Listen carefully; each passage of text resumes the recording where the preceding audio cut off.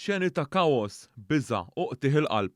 Hekk jista' jiġi deskritt l-ewwel ġurnata minn tul grupp fundamentalista tat-Taliban ħat-tmexxija tal-Afganistan. Eluf ta' Afgani inġabru fl-ajruport tal-kapitali Kabul jistennew ajruplan sabiex jaħarbu minn pajjiżhom.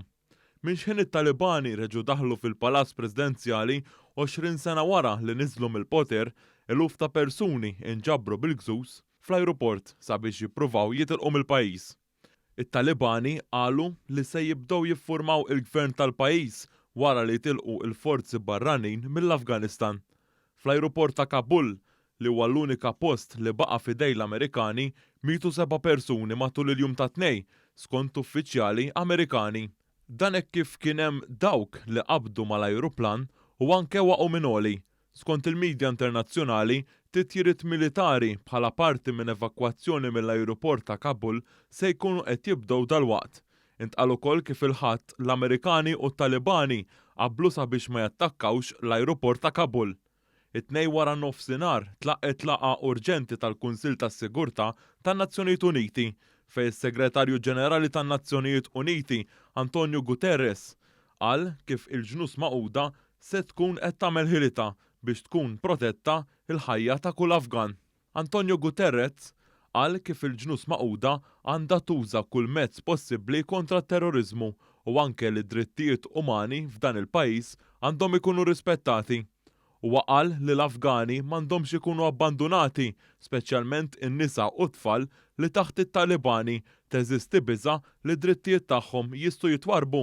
I appeal to the Security Council and the international community as a whole to stand together, to work together and act together and use all tools at its disposal to suppress the global terrorist threat in Afghanistan and to guarantee that basic human rights will be respected. Is-Segretarju Ġenerali tan-Nazzjonijiet Uniti appella sabiex il-pajjiżi kollha jagħtu sehemhom sabiex jilqu ir-refuġjati u dawk li jirnexxielhom jaħarbu minn dan il-pajjiż ma jerġgħux jibgħatuhom lura. It-tlieta wkoll l-Unjoni Ewropea se tlaqqa' il-Kunsill tal-Ministri tal-Affarijiet Barranin. Bħalissa diversi mexxejja fosthom dawk Ewropej qed jagħmlu ħilithom sabiex dawk iċ-ċittadini barranin li hemm maqbudin fl-Afganistan jerġgħu jmorru lura lejn pajjiżhom. Intant fl-Ajruport Internazzjonali ta' Kabul fl-Afganistan issa jidher li bdiet tirrenja ftit ordni wara li truppi Amerikani ħadu l-kontroll tal-ajruport ta' Hamid Karzai. Il-forzi Amerikani għamlu dan biex jikkontrollaw l-evakwazzjonijiet ta' ċittadini Amerikani mill-pajjiż. Is-soldati Amerikani qalu li sparaw tiri ta' twissija fl-ajru biex jikkontrollaw il-folol tan-nies li b'mod iddisprat spiċċaw jiġru fuq ir-runway tal-ajruport biex jitilqu fuq l-ajruplani. Intant fil-qalba tal-belt ta' Kabul bosta ħwienet jinsabu magħluqa u n-nies mhux joħorġu barra sforzi l-biża' li l-wasla tat-Talibani tista' toħloq. Deru wkoll xi bniet sejrin lejn l-iskola għalkemm mhux magħruf kemm dan se jkun possibbli taħt il-ħakma tat-Talibani li diġà qalu li se jinfurzaw Stat Iżlamiku mingħajr intħil barrani.